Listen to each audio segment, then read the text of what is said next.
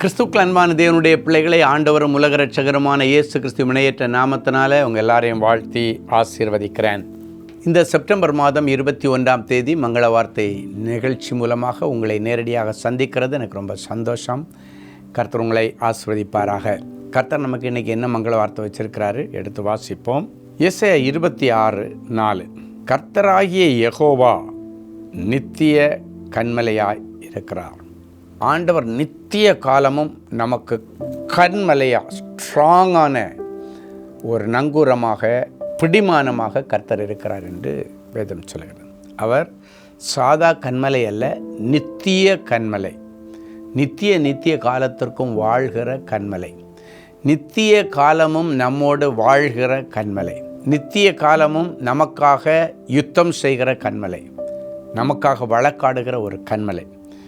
அவர் யெகோவா என்கிற நாமமுள்ள ஆண்டவர். இந்த இடத்துல ஏசாயா தீர்க்கதரிசி சொல்லுகிறான், கர்த்தராகிய யெகோவா நித்திய கன்மலையாய் இருக்கிறார். அப்படின்னா இன்றைக்கும் இருந்தார் அல்ல, இருக்கிறார்.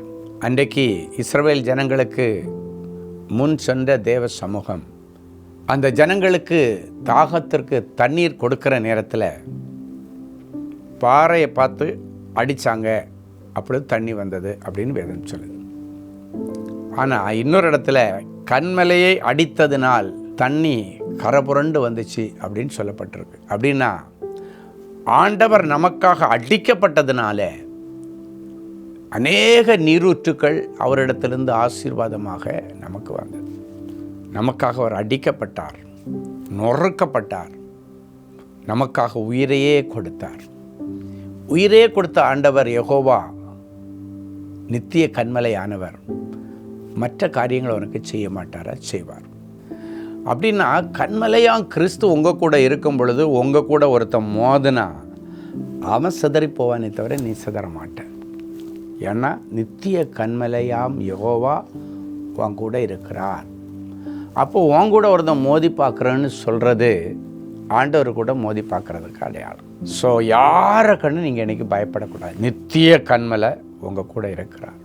உங்களுக்கு அவர் நித்திய கன்மலையாகவே இருக்கிறார். கன்மலையாம் கிறிஸ்து உன் கூட இருக்கிறார். அப்போ உன் கூட மோதுறவன் கன்மலையின் மேலே மோதுகிறதற்கு அடையாளம்.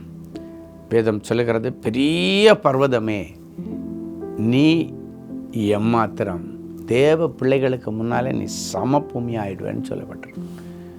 நீ எவ்வளோ பெரிய பர்வதமாக இருந்தாலும் மலையாக இருந்தாலும் தேவ பிள்ளைகள் முன் நீ சமபூமியாகும். ஏன்னா அந்த மலையை தகர்க்கிற கன்மலை தேவ பிள்ளைகளோடு இருக்கிறார். அதுதான் அந்த ரகசியம்.